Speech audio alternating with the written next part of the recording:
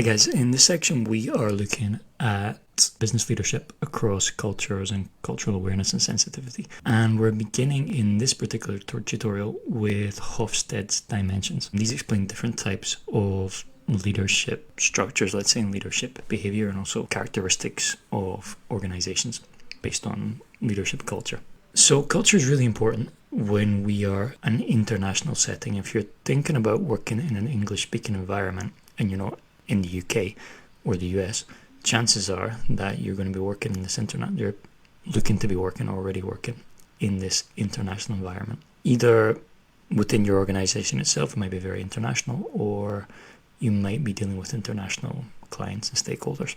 So understanding cultural values and norms is really important because it fosters trust and respect, which is essential for effective leadership in diverse teams and, as I said, diverse stakeholders in general. You need to adapt. Leaders must adjust their tone, directness, and approach based on cultural expectations to ensure clear and respectful interactions. To the extent that we can, to try to avoid misunderstanding.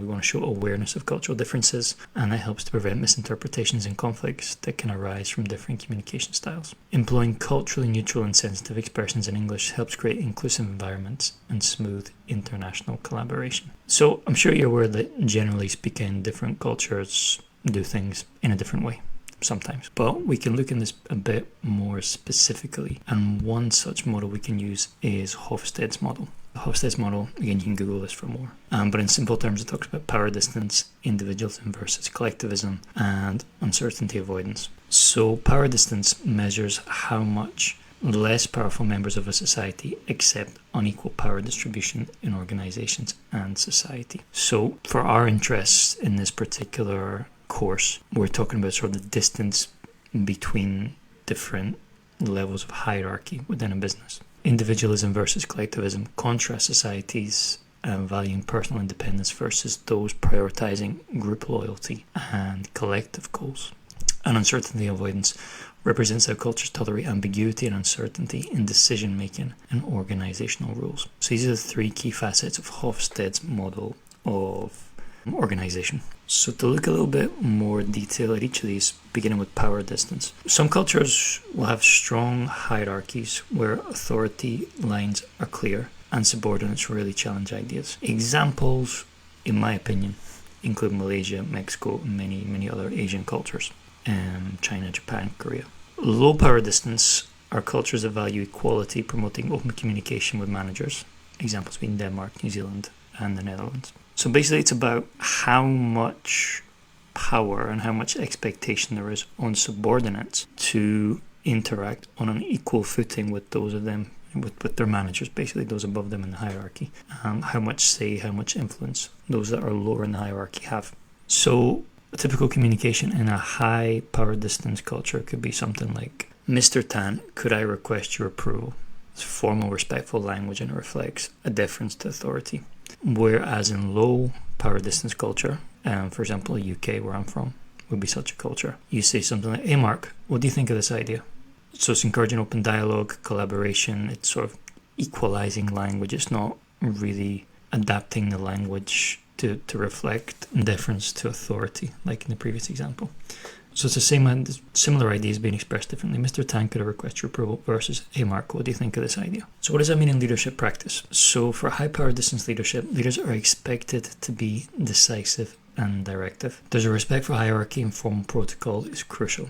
Communication is often top down and authoritative, and use of formal titles and polite, indirect language is common. Low power distance leadership, leaders encourage discussion and collaboration. First names and open door policies are typical. Communication is more informal and participative, and direct language is often preferred over polite forms. And it's important to be aware of your environment if you are a leader, because if you are a leader who is used to a low power distance environment and you move into a higher power distance environment, you may then confuse the people who are working under you.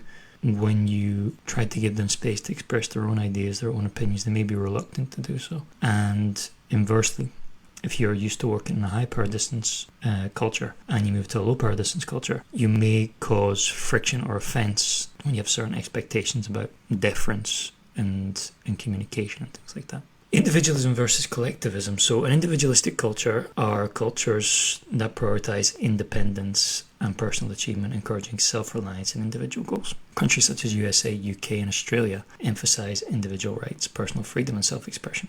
On the other hand, collectivist cultures focus on team harmony, loyalty, and group success rather than individual gains, promoting interdependence. Famously, nations like China and Japan have such culture. I'll also put Colombia in the same group, where there's an emphasis on group goals and collective achievements. So again, not the case that one is better than the other, but it's a case of being aware which one you're operating in at a given time. What does that mean for managers? So managers in individualistic teams reward personal achievements to motivate members, encourage initiative and unique self-expression, offer autonomy in decision-making and tasks, use phrases that acknowledge individual impact.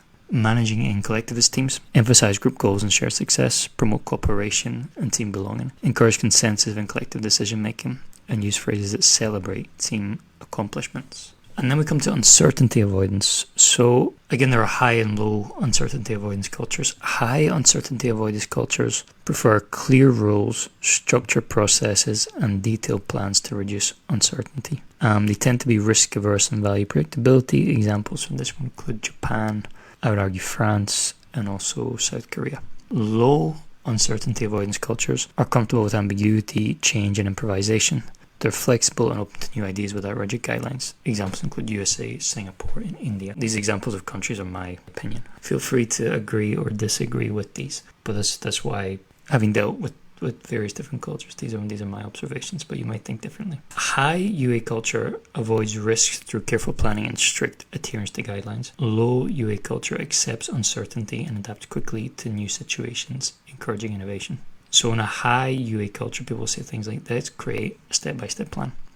In a low UA culture, they might say, let's see how it develops. And again, there are pros and cons. You might sort of think instinctively that low UA cultures could be more dynamic and more adaptable, but they can also lack a little bit of focus and can be a little bit inefficient because they put a lot of effort into something that in the end isn't useful.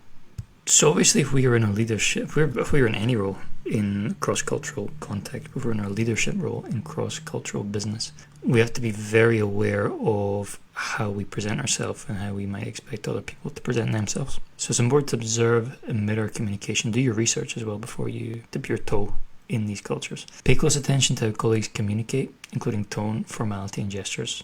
Mirror these styles to build rapport and show cultural respect. Learn key etiquette norms. Understand and practice important cultural customs such as greetings, meeting protocols, decision-making preferences to avoid misunderstandings. Even small things like see how people hold the door open. See if when people, for example, in a cafe or in a cafeteria, canteen, when they finish their cup of coffee, cup of tea, do they take the cup back or leave it in a certain place, or do they just leave it on the table? All these little things are indicators of cultural norms and etiquette. In terms of English, you want to avoid slang, idioms, very culturally specific references. For example, mentioning a TV show that's only in your country as a reference point or as an example of something.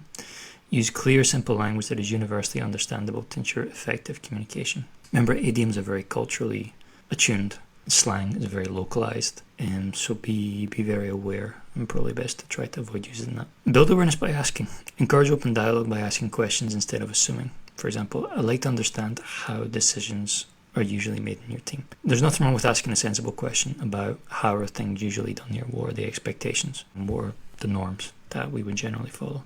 So summing up, culture shapes how leaders communicate and guide their teams, influencing tone, structure, and interaction.